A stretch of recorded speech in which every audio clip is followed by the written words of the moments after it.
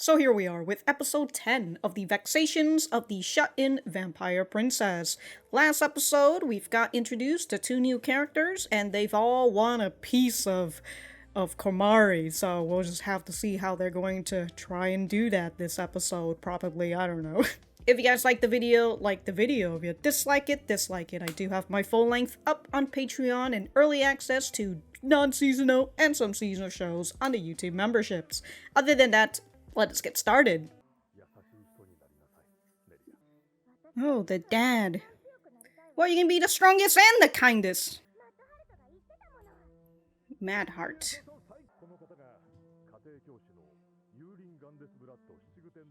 Oh, Yulin. Oh, that's the mother. That's right, gonna have friends to pull you out. Well, yeah, you're a little brat. Okay, so I guess that's what Nelia kind of means when she says, like, we've met before. I've met you through your mother, you know? That, or perhaps Yulin did bring her daughter over to this country. I don't know.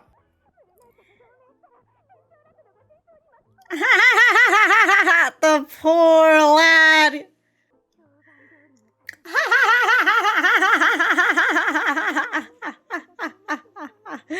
Ah, the poor gal. Ooh. Forced to act. Your eyes, your brain, you're nice and empty.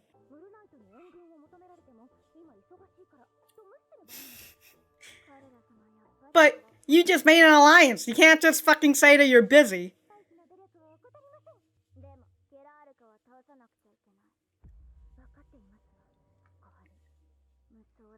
That stinger, though.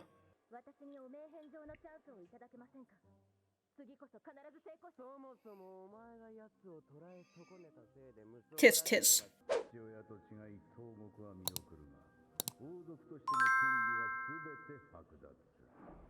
Oh, so your father is still in prison? Or I guess we'll continue to figure out.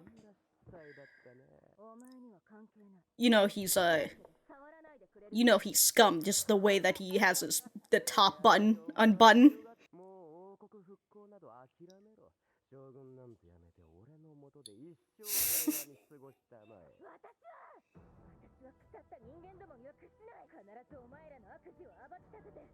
Damn, she's really just out here. Damn, she's... Damn, she's just out here just saying her plans out loud. Well, her goals, not her plans. That's why you need a Komari on your side, huh? She'll get rid of everybody for you. Vacation's over, huh?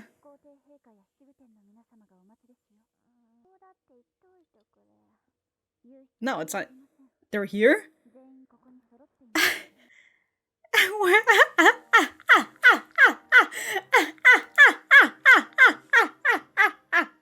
Yo, they brought her bed here.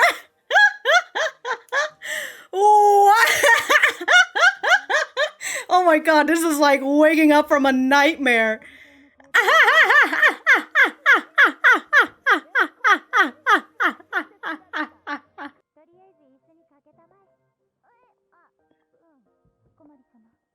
Yo, she's just having a meeting in her fucking in her sleeping outfit.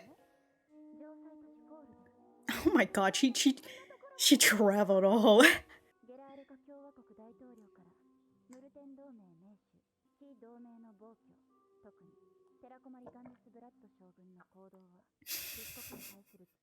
She points at herself. Me?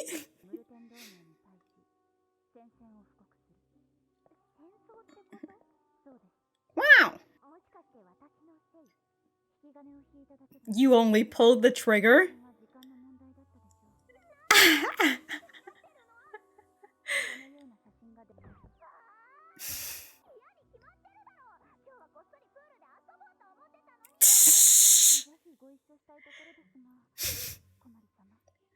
We're in the middle of a fucking emergency meeting right now.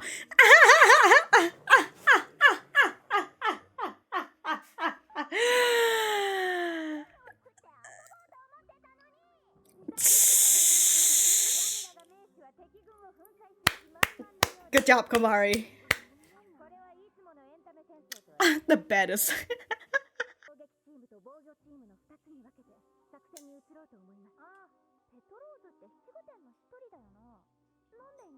Is that the first still? They're already fighting. Sick.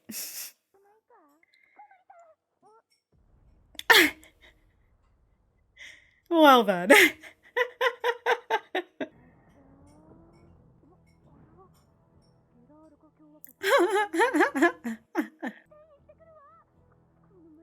God, she's just over here. She's the one who fucking caused this whole shit in the fucking reason.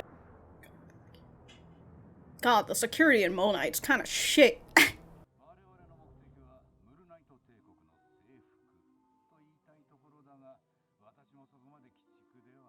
He says after blowing them up.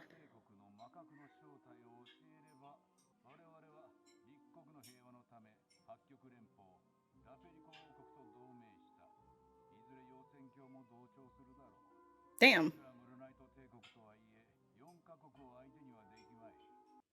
Damn, why did the other ones...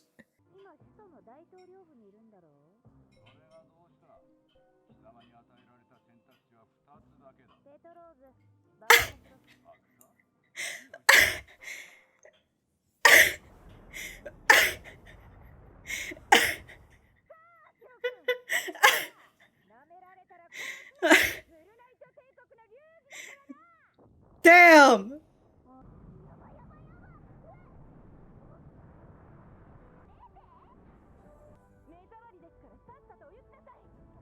Wow! How nice. Oh, shit! Damn, this is when they got a sniper out here. Goddamn! Ooh!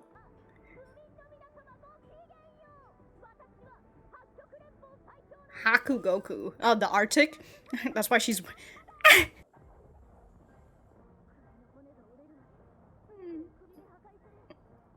Oh my... The giraffe. Oh yeah, the Lapalico. Okay. I was like, what the f...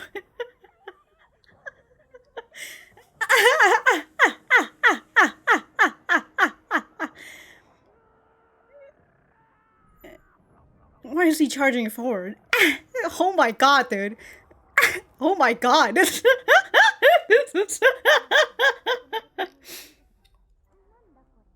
Oh, whatever. Just press it, yeah. It's not red, so it can't be bad.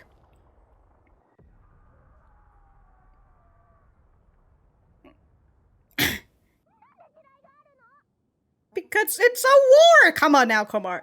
Ah, it's alright. Yeah, minor issue. Yo, we haven't seen full-blown war since, like, episode 1-ish, huh? Damn. Damn, man's just... Oh. Oh. Oh, they just teleport on out of here. Alright. We're out of war now. How does she get a fucking bump? Daydream Paradise. Got so many fucking names that...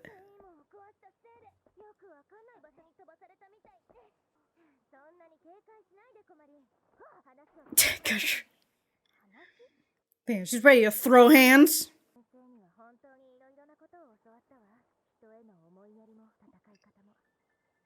Wow, she got proof out here. You wouldn't remember, but I do. Ah!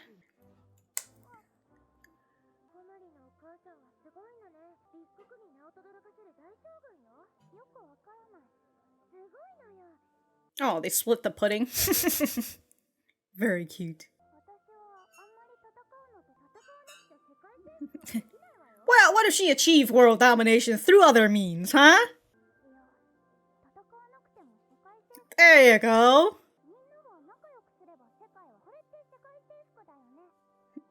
Well, that's one way to see it, huh? Damn. Well, that's just not the way of this world, huh? Strength means everything. Wow. Why can't she remember? Oh, Mad Heart. Conspiring with vampires? Can't believe you spilled her pudding!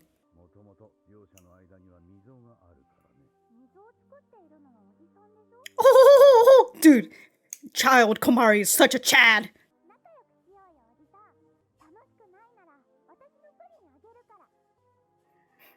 God, the faraway shots have just been... Wow! Oh, you remember now? Wow!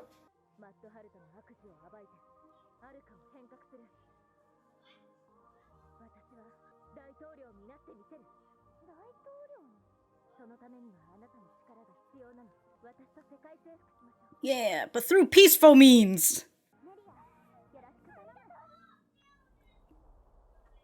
Oh shit, got a fucking peck on a cheek out here. Uh-oh! Uh-oh! Uh-oh, Villhaze, you've got another competition coming in! Uh-oh! Oh shit! Oh yeah. Whoa, Gertrude! Shh. You'll get her all rusty. She's gonna get rusty if she doesn't do it all the time. I'm just...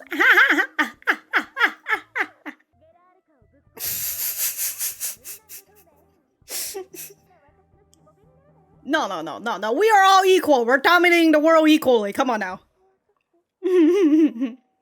Hey there, Karla. What are you doing? What do you fucking think? She just said it to you like...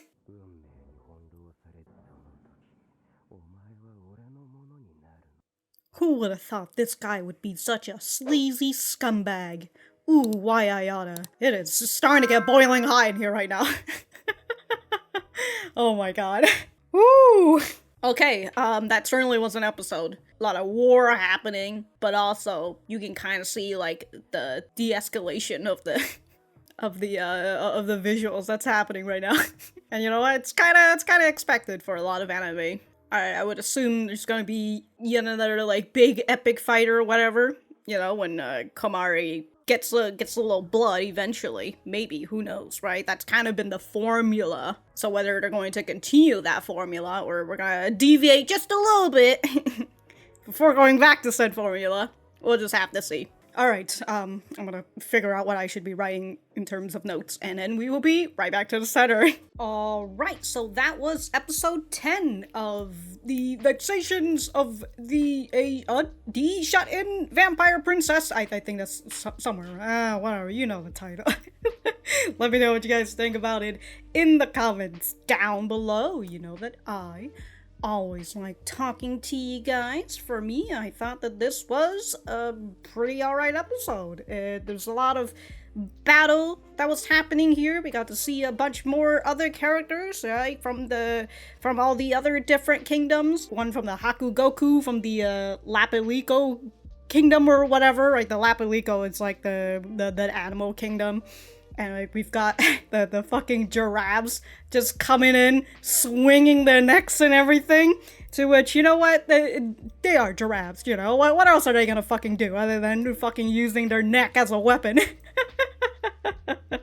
That's their primary thing, ain't it? So, I thought that was pretty nice. I was also thinking about Attack on Titan. Just the way that they're running. I mean, they are pretty giant. So I thought that was pretty funny. We also got to see a Russian sniper who's from the Hakugoku. I think that's what the name is. I mean, I could probably just go right, but Hakugoku, yeah. Her name is Prohelia Butchersky. Butchersky. And of course, she's one of the 6 Arctic masters, so they're out here in the code and shit, so... Very fun. So yeah, we got to see just a little bit of these people, but overall the focus was on Nelia. As what we saw in the beginning with Nelia's father saying, hey, you have to be kind, but Nelia says that she wants to be strong because she has been overhearing Mad Hearts' propaganda, and that's... You know, she's just over here like, yeah, you know, that is true. We gotta be the strongest out here, right? The King of Aruka is the strongest of all, and so that's why she's that's why she doesn't follow her dad's words. So then Nelia's father got her a tutor who is Yulin, sorry, and Yulin also says the same thing that Nelia's father is trying to teach her, which I would kind of assume is the big reason why he got her in the first place. And Yulin says it's good to make friends, right? It's good to have friends out here, because when you're in a rough spot, who's going to fucking help you? As what Nelia says, right? She's a little brat. She's unwilling to listen, but in the end, once things got really rough, she remembers Yulin's words, and she wants to have Komari as her friend, or technically as her servant, so then they can take over the world together, which, as I mentioned, you can't take over the world on unequal levels, alright? Y'all gotta be equal in this world domination bit. And then we're introduced to this sleazy man. You can tell that he's sleazy, again, by the way that his top button is unbuttoned. He's a sleazy man, I can't believe it. It seems like, he wants to make her his. I was gonna say his woman, but I don't know. I don't even think of her as, like, a person or not. Instead of just a trophy that he wants to grab. As I was kind of mentioned with the way that the series is forming its formula, something bad happens, and then Komari, in the end, being the main character that she is, fixes the day by ingesting somebody's blood, and then she just beats the shit out of the living shit out of people. We have, like, kind of the one person, albeit perhaps here we have multiple people, but right now, from what we see, is this guy who's trying to be a full-on sleazeball and all that, right? He's trying to get the audience to be like, ooh, I hate him, or whatever, and then we're gonna be like, wow, he got his ass kicked, pretty fucking nice. Kind of like with, what's his name, Lord Meadow. I can't remember his first name right now. So that's what we're having, and I do enjoy this bit where he basically kind of like babies her. He's just like, oh, you're so cute when you're trying to act tough when you're not really tough. Right, he's trying to downplay her and everything, and she gets mad, and she's just like, I'm gonna expose your evil deeds to everyone. And I'm just over here like, damn, Nelia, she's just really out here just telling her goals to these people. These are your enemies. Maybe you shouldn't tell your enemies what your goals are, maybe have a little element of surprise. But towards the end, when she gets Komari and teleports her, and Karla and Villhaze and stuff, teleports them out of here, he's over here with his hand on his chin saying, damn, that damn Nelia, has she betrayed us? I'm just over like, I mean, she has said that you guys are her enemies. That she's gonna expose your evil deeds and become the next president. So she's trying to overthrow the current president. So, like, I don't know, I think she has said her plan, but maybe Nelia's out here just wanting to be heard, and people aren't just taking her seriously, like this guy, right? Maybe he wasn't taking her seriously when she was saying that plan. He did laugh it off. So now he's over like, oh, I guess she was serious about it, huh? But then he just goes back to like, don't worry, she's gonna fall into despair and then she will be mine forever or whatever.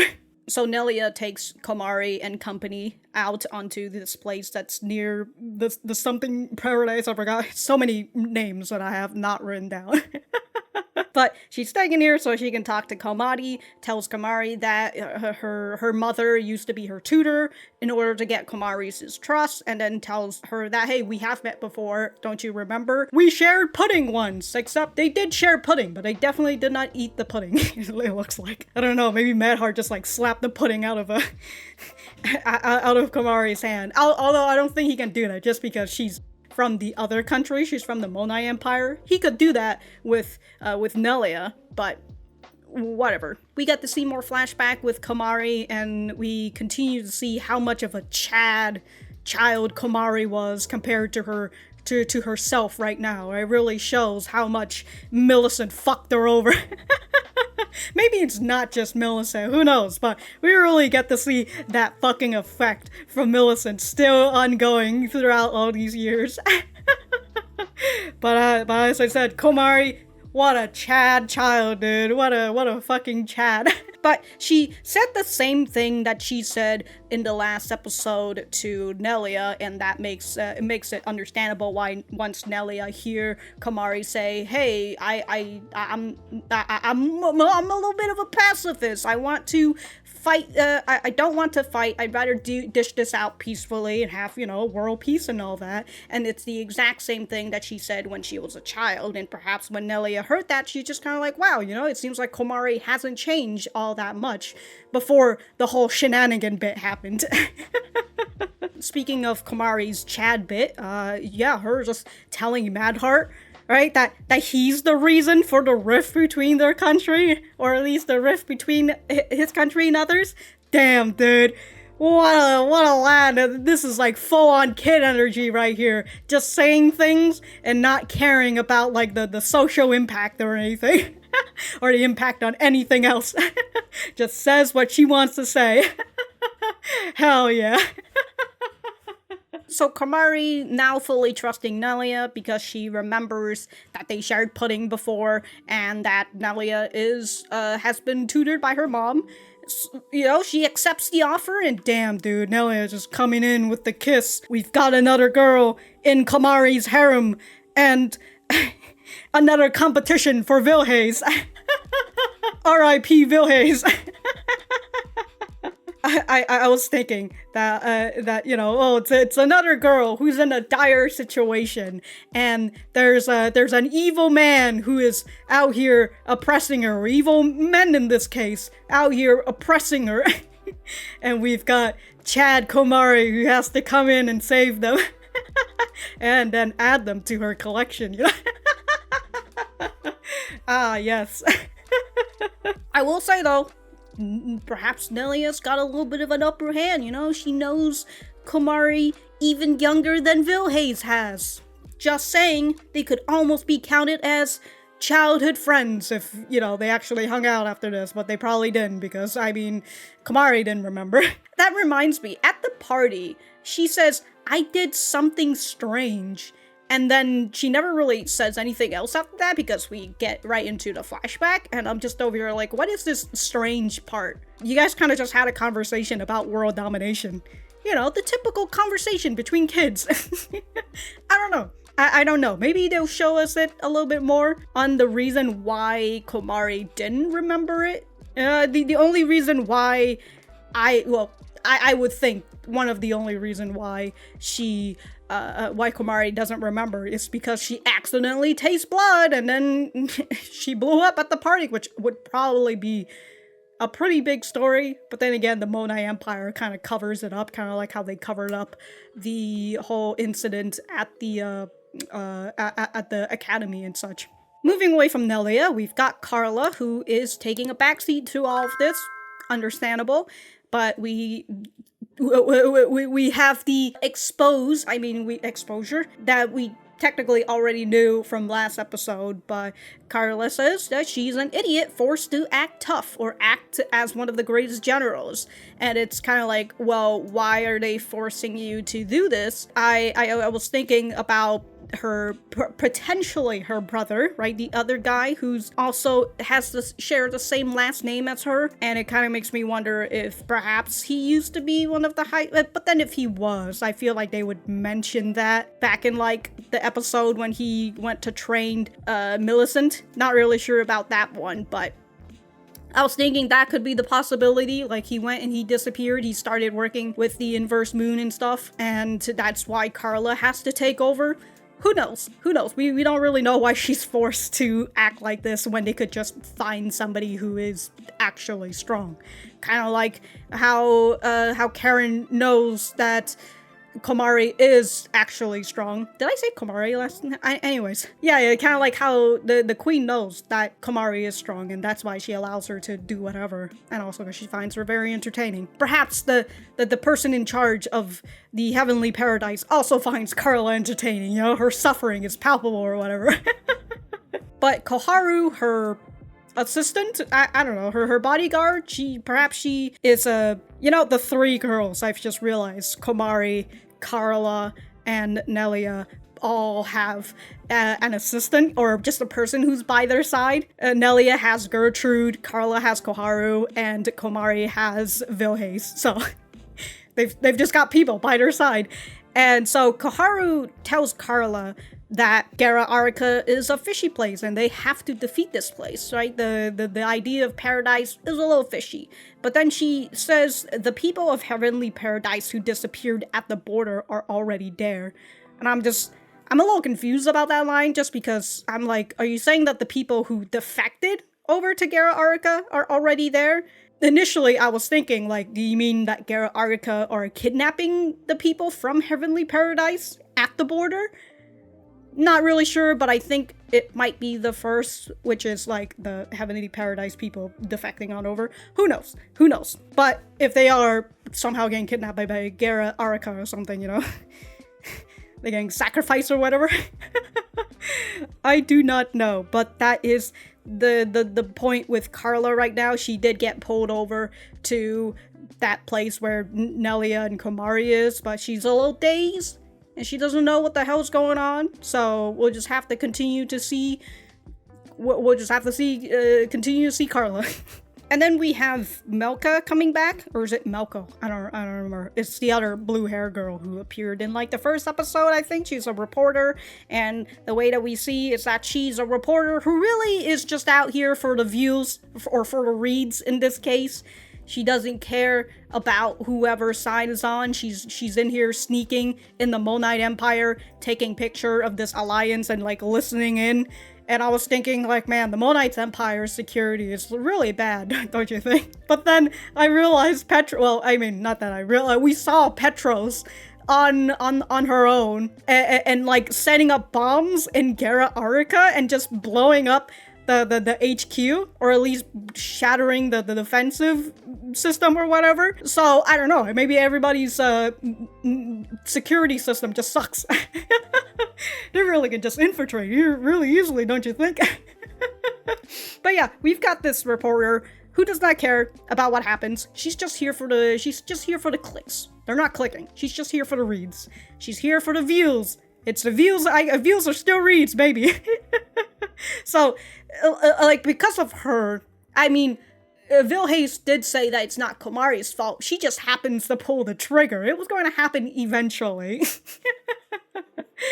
But this circulates and it forces Gerra-Aruka to take action a whole lot sooner because now they know that this is happening. So they're just out here starting war.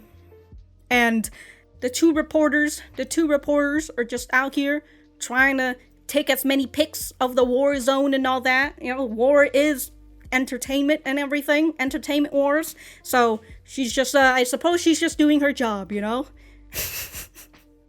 That poor cat girl who gets dragged into this. Sag. I love that the Inverse Moon people are just chilling on a chair in the middle of nowhere. It looks like they just happen to have a chair to sit down to see. I mean, it's probably a view spot, you know, for tourists or whatever. I don't know if there are tourists. You know, they just got a nice little chair to sit there to just watch the freaking HQ blow up. They're just like, whoa, it's quite a spectacle out here.